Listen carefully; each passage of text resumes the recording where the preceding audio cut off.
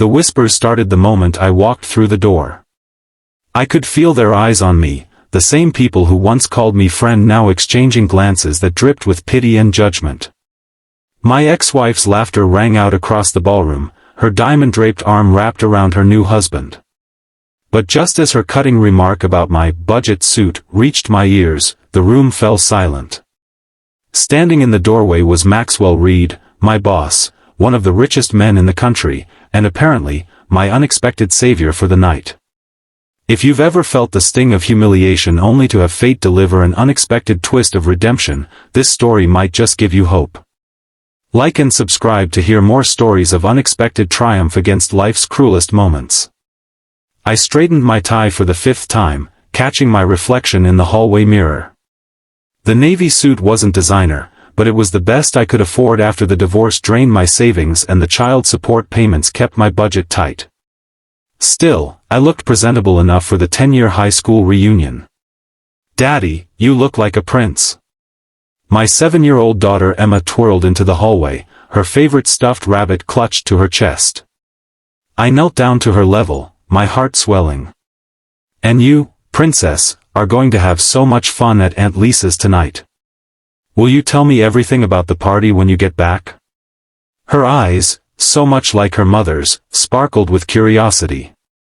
"Every single detail," I promised, though I was dreading the event more than I cared to admit. My sister Lisa appeared in the doorway, car keys jingling in her hand. "Ready for the big night, big brother?" "As ready as I'll ever be," I sighed, grabbing my wallet from the side table. Lisa's expression softened. "Hey, you've got nothing to prove to those people, Daniel. Especially not to Vanessa." The mention of my ex-wife's name still caused a dull ache in my chest. Not because I missed her, that pain had faded years ago, but because of what followed our divorce. The rumors she spread. The friends who took sides. The way she'd painted me as a failure when I'd lost my executive position during company downsizing and had to start over. "I know," I said, forcing a smile. "I'm going because I promised myself I wouldn't hide anymore. Emma deserves a father who faces life head-on." Lisa squeezed my shoulder. "That's exactly what she has." After kissing Emma goodbye and thanking Lisa for babysitting, I climbed into my 7-year-old sedan. It was reliable transportation, nothing more, nothing less, much like my life these days. Stable, functional, but lacking the glamour that once surrounded me when I was married to Vanessa. The drive to the Grand Meridian Hotel took 30 minutes. With each mile, memories flooded back: prom night in the same venue, graduation celebrations, the day I met Vanessa in senior year when she transferred from another school. Back then, her ambition had seemed exciting. I never imagined it would eventually become the wedge that drove us apart. The hotel's valet gave my car a dismissive glance before taking my keys. I tipped him generously anyway, a small act of defiance against the assumptions people made about me these days. The reunion was in full swing when I arrived. A banner reading, "Westlake High School Class of 2016, a Decade of Excellence," hung above the entrance to the ballroom. I took a deep breath and stepped inside. The room was elegantly decorated with the school colors, blue and silver streamers cascaded from the ceiling, and each table featured centerpieces with photographs from our high school days. A DJ played hits from our teenage years, and a crowd had already formed on the dance floor. "Daniel? Daniel Mitchell, is that you?" I turned to see Tyler Gonzalez, my old lab partner from chemistry class. He'd barely changed, same friendly smile, though his hairline had receded considerably. "Tyler, good to see you," I said, genuinely pleased to see a friendly face. "Man, it's been ages. I heard you're working at Reed Enterprises now. That place is crushing it in the tech sector." I nodded, feeling a small surge of pride. After losing my executive position at Meridian Tech during layoffs 3 years ago, right when Vanessa was pregnant with Emma, I'd started at the bottom again. Reed Enterprises had taken a chance on me, and I'd worked my way up to project manager in their software development division. "Yeah, it's a great company. Challenging work, but rewarding. Tyler was about to respond when a commotion near the entrance caught everyone's attention. Vanessa had arrived. She looked stunning, of course. Her blonde hair was styled in elegant waves, her black designer dress hugging every curve. Diamonds glittered at her throat and wrists, gifts from her new husband, Richard Kensington, who stood beside her looking every bit the successful investment banker he was. The crowd parted for them like they were royalty. Several former cheerleaders rushed to greet Vanessa with air kisses and exaggerated compliments. Richard, who hadn't even attended our high school, smiled with the confidence of a man who knew his net worth impressed everyone in the room. I tried to make myself inconspicuous near the bar, but Vanessa's gaze eventually found me. Her smile tightened almost imperceptibly before she whispered something to Richard. They both glanced my way, and Richard's laugh carried across the room. "Don't let them get to you," Tyler murmured, noticing my discomfort. "I'm fine," I lied, ordering a scotch from the bartender. The evening progressed with the expected reunion activities, a slideshow of high school memories, awards for Most Changed and Most Successful, speeches from former class officers. I mingled with old friends, carefully navigating conversations about careers and family life. When asked about my divorce, I kept my answers brief and positive, focusing instead on Emma and how she was the best thing in my life. I was in the middle of a conversation with my former basketball teammates when Vanessa approached our group, champagne flute in hand. "Daniel," she said, her voice honey-sweet but her eyes cold. "I was just telling everyone about Emma's dance recital last month. Such a shame you couldn't make it." The familiar twist of guilt and anger tightened in my stomach. I'd missed the recital because of a critical project deadline at work, something Vanessa knew well but conveniently omitted. "I watched the video 100 times, I replied evenly. Emma understood. We had our own celebration the next day. Vanessa's smile didn't reach her eyes. Of course she understood. Children are so resilient, aren't they? Especially when they have to be. Before I could respond, Richard joined us, sliding his arm possessively around Vanessa's waist. "Mitchell," he acknowledged with a curt nod. "Vanessa tells me you're in, what was it again, dear?" "IT support?" "Project management," I corrected, fighting to keep my tone neutral. "Software development division." Richard raised an eyebrow. "Ah, climbing the corporate ladder. Good for you." "Daniel works for Reed Enterprises," one of my former teammates offered, trying to help. "Entry level at a good company is still entry level," Vanessa said with a dismissive wave. Her eyes flicked over my suit. "Though I suppose the budget suits from the department store are a step up from what you were wearing when I left." The group fell uncomfortably silent. I felt heat rising to my face, not from embarrassment but from anger. I'd worked hard to rebuild my life after Vanessa left, taking Emma with her and filing for divorce while I was still reeling from losing my job. The courts had initially limited my visitation rights based on my unstable financial situation, a situation Vanessa had helped create by draining our joint accounts before I even knew she was leaving. I was about to excuse myself when the entire room suddenly quieted. All eyes turned toward the entrance, where a tall, imposing figure had appeared. Maxwell Reed stood in the doorway, his custom-tailored suit and commanding presence immediately drawing attention. At 45, he was 15 years older than most of us at the reunion, his dark hair threaded with distinguished silver at the temples. As the founder and CEO of Reed Enterprises, he was worth billions and rarely made public appearances at events like this. And he was looking directly at me.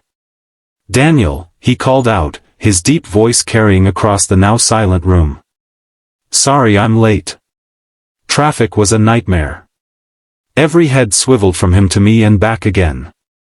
I stood frozen, completely confused. Maxwell Reed was my boss, yes, but several layers of management separated us. We'd spoken perhaps 3 times in the 2 years I'd worked for his company, and always in group settings about specific projects. Yet here he was, walking toward me with purpose, acting as though we'd planned to meet here. "Mr. Reed," I managed, extending my hand when he reached our group. "I didn't expect to see you here." He clasped my hand firmly, then surprised me by clapping me on the shoulder like we were old friends. "Didn't Daniel tell you?" he asked the gaping group around us. "We're finalizing the details on the Singapore expansion." I needed his input on some last-minute changes to the proposal, and since he mentioned he'd be here tonight, I thought I'd stop by rather than make him come to the office on a Saturday.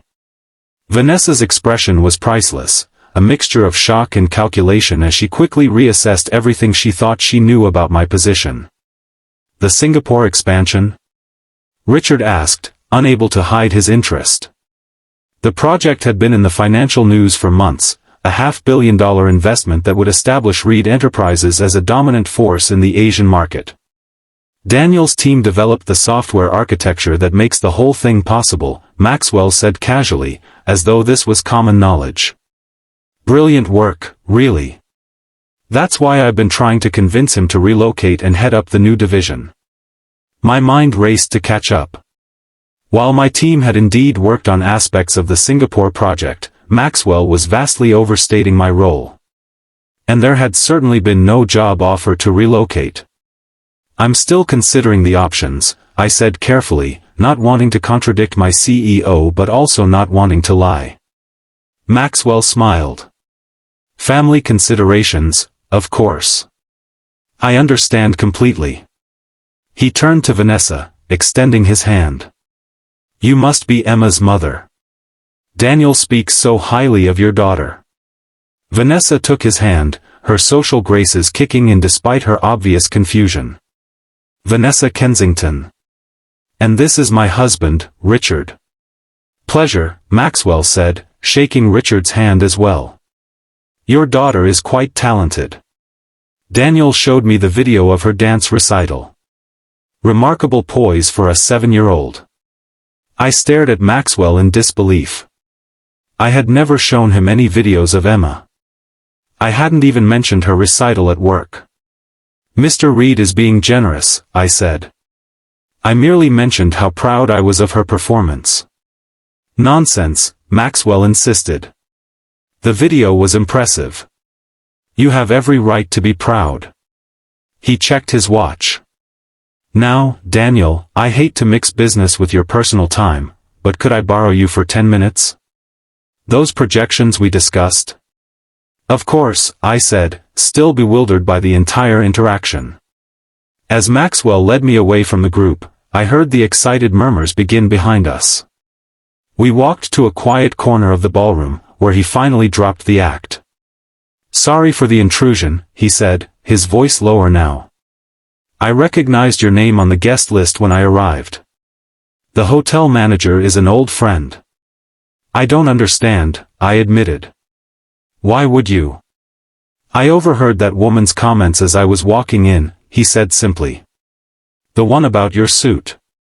Ex-wife, I presume?" I nodded, still processing. "I've been on the receiving end of similar comments," he said, surprising me.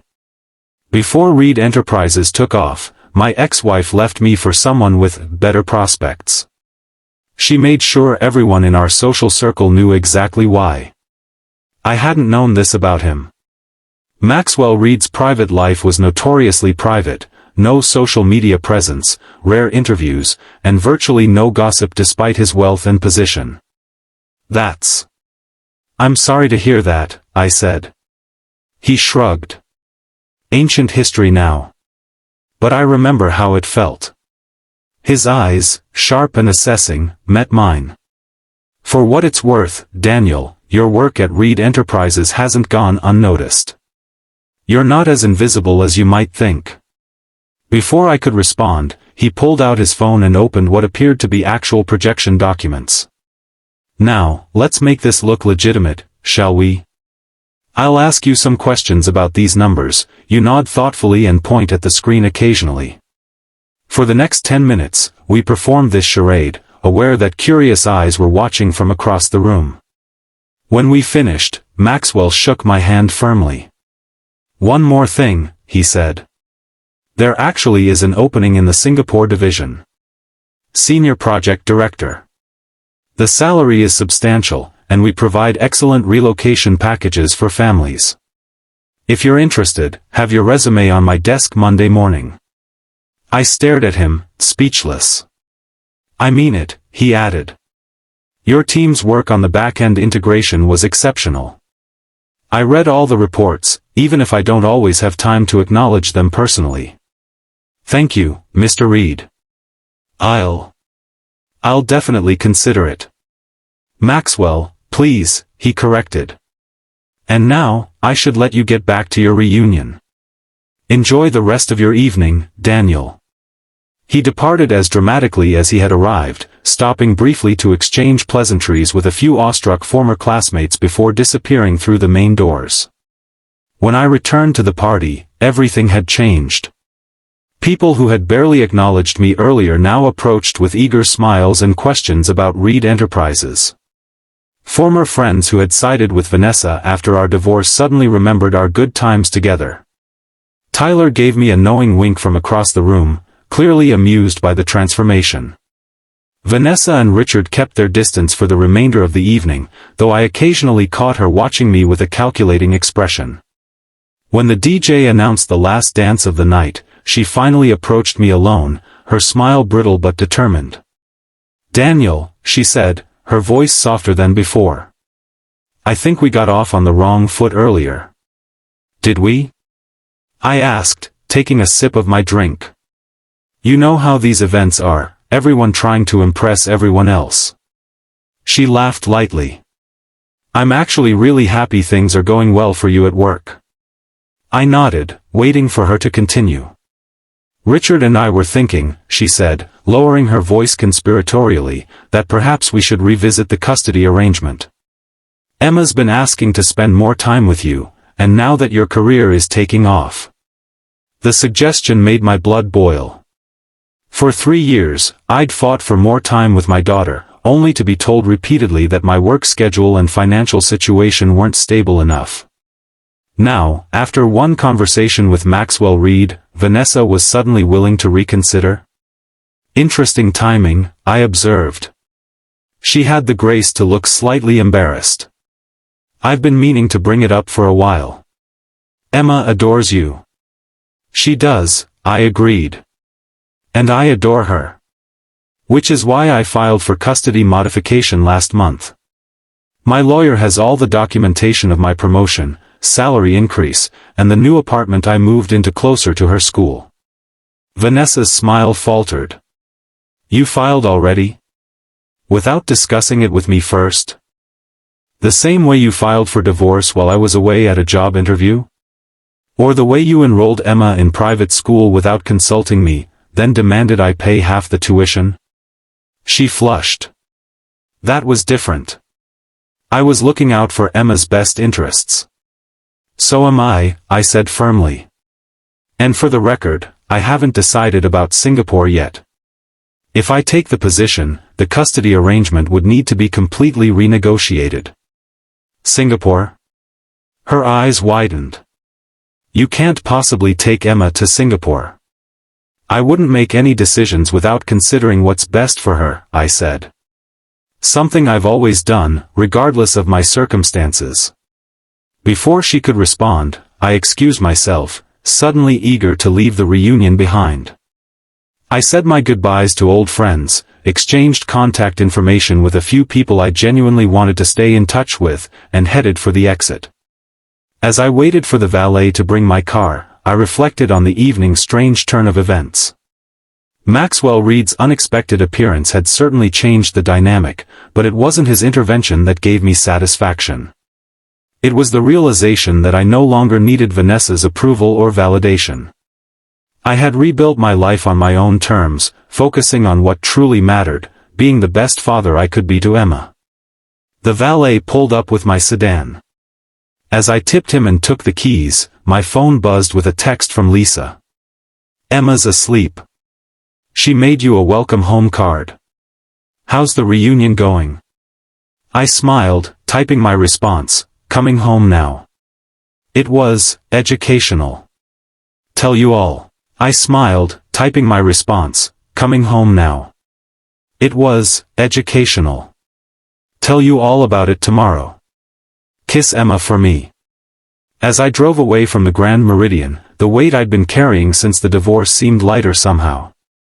The humiliation Vanessa had tried to inflict had backfired, not because of Maxwell's unexpected support, but because I finally recognized my own worth beyond her narrow definition of success. Monday morning arrived with a mixture of nerves and determination. I'd spent Sunday with Emma, taking her to the park and helping with her science project, all while contemplating Maxwell's offer. The opportunity was incredible, but the thought of being separated from my daughter by thousands of miles was unthinkable. I arrived at the Reed Enterprises headquarters earlier than usual, my updated resume in hand. The executive floor was quiet when I stepped off the elevator, most of the senior staff not due in for another hour. To my surprise, Maxwell's office door was open, and he was already at his desk reviewing documents. "Daniel," he said, looking up with a smile. "Come in. I've been expecting you." I entered his spacious office, taking in the floor-to-ceiling windows that offered a panoramic view of the city. "I wanted to thank you for Saturday night," I began, "and to give you this." I handed him my resume. He accepted it but set it aside without looking at it. "Have a seat. I owe you an explanation." I sat across from him, curious. "I wasn't entirely forthcoming at the reunion," he admitted. "I didn't just happen to be there. I've been following your work for some time." "My work?" I echoed, confused. "The adaptive algorithm your team developed for the Singapore project. It was your code, wasn't it? Even though Jason took credit in the presentation to the board." I stiffened. Jason was my immediate supervisor, and he had indeed presented my solution as his own during a critical review. I'd been frustrated but hadn't wanted to create conflict by challenging him. "How did you know?" I asked. Maxwell smiled. "I read the code." The commenting style was different from Jason's other work. More elegant, more thorough. So I did some digging in the version control system. He leaned forward, resting his elbows on his desk. "I don't tolerate people taking credit for others' work, Daniel. Jason has been reassigned." I processed this information, unsure how to respond. "As for Singapore," Maxwell continued, "the offer is genuine. But after our conversation Saturday, I realized there might be complications with your daughter." "There are," I confirmed. "I can't leave her, and I doubt her mother would allow her to relocate." Maxwell nodded thoughtfully. "I suspected as much. Which is why I'd like to propose an alternative." He slid a folder across the desk to me. Inside was a job offer, Director of Software Innovation, based in our current city, with a salary that made my eyes widen. "The Singapore team will report to you," Maxwell explained. "You'll need to travel quarterly for in-person reviews, but otherwise, you can manage remotely. We'll set up a state-of-the-art home office for you as well, so you can work flexible hours when your daughter is with you." I stared at the offer letter, momentarily speechless. "Why?" I finally asked. "Why me?" "Because talent shouldn't be overlooked due to circumstance," he said simply. I meant what I said about my ex-wife. When she left, I was working 18-hour days trying to save my first company from bankruptcy. I lost everything, my marriage, my home, my confidence. But that failure taught me more than any success ever could. He gestured to the window, to the gleaming skyscraper that bore his name. I built this company with a different philosophy. I value people who show resilience, who prioritize what matters, who do quality work without seeking constant recognition. I looked down at the offer again, still processing the opportunity it represented. "Take the day to think about it," Maxwell said. "Discuss it with your daughter. This isn't just a job offer, it's a life change." "I don't need a day," I said, surprising myself with my certainty. "I accept." Maxwell smiled, extending his hand across the desk. Welcome to the executive team, Daniel. 6 months later, life had transformed in ways I could never have imagined. My new position came with not just increased responsibility and compensation, but also the flexibility to be present for Emma in ways I hadn't been able to before. The custody modification had been approved, giving me equal parenting time. My new apartment, a spacious 3-bedroom in a building with a pool and playground, gave Emma her own room decorated exactly as she wanted, ceiling stars, purple walls, and a reading nook filled with books. I was reviewing quarterly reports in my home office when the doorbell rang. Emma raced to answer it, knowing it was Lisa arriving to babysit while I attended a work function. "Uncle Max," I heard her exclaim instead. I walked into the living room to find Maxwell Reed kneeling to accept a hug from my daughter, a wrapped package in his hand. "I hope I'm not interrupting," he said, standing. I was in the neighborhood and thought I'd drop off the books we discussed for Emma. Since my promotion, Maxwell had become something of a mentor, occasionally joining me for lunch to discuss business strategy. During one such lunch, I'd mentioned Emma's newfound interest in engineering, and he'd recommended several books that had inspired him as a child. "Perfect timing," I said. "We were just about to have dinner. Would you like to join us?" "Nothing fancy, just spaghetti and meatballs." "Emma's special recipe," my daughter added proudly. I help roll the meatballs. Maxwell's usually serious expression softened. I wouldn't miss it for the world. As we sat around the dinner table, Emma chattering excitedly about her school science fair and Maxwell listening with genuine interest, I felt a profound sense of contentment. The humiliation of the reunion seemed like a distant memory now, replaced by the quiet pride of building a life that was authentic and meaningful. Later, after Emma had gone to bed and Maxwell was preparing to leave, he paused at the door. "You know, Daniel, I've been thinking about expanding our community outreach program. Specifically, a mentorship initiative for single parents re-entering the workforce after setbacks." I raised an eyebrow. "Sounds worthwhile. I'd like you to head it up," he said. "Your experience would be invaluable." I considered the offer, thinking of all the nights I'd lain awake worrying about how to provide for Emma, how to rebuild my career while being the father she deserved. "I'd be honored," I said. "On one condition." "Name it." "We include resources for navigating custody issues. That's where many parents get stuck, loving their children but being limited in how much they can be present." Maxwell nodded. "Excellent suggestion.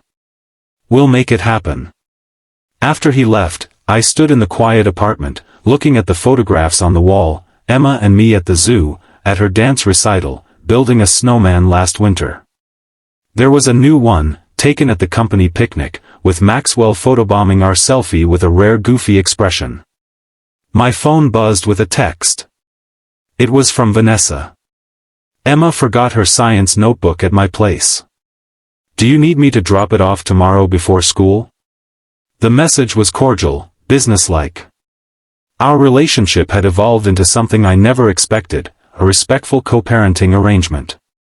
After the initial tension following the custody modification, Vanessa had eventually accepted the new reality, perhaps recognizing that Emma's happiness was more important than our past conflicts. "That would be great," I replied. "Thanks." I set my phone down and walked to Emma's room, gently opening the door to check on her.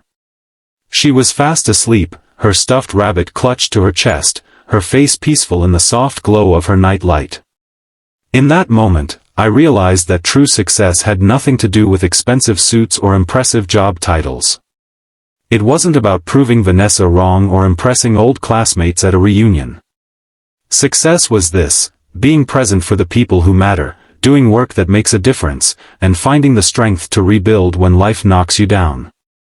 As I quietly closed Emma's door, I made a silent promise to remember this lesson, no matter where my career took me next. Because at the end of the day, it wasn't my billionaire boss who had saved me at that reunion, it was the resilience I'd built through years of putting one foot in front of the other, of choosing to be the father Emma needed even when it meant swallowing my pride. That was the real victory. And it was sweeter than any revenge could ever be. If this story touched your heart, please like and subscribe for more tales of resilience, redemption, and unexpected second chances. Remember that sometimes our greatest moments of triumph come after our deepest moments of humiliation, and the people who truly matter will see your worth even when others try to diminish it.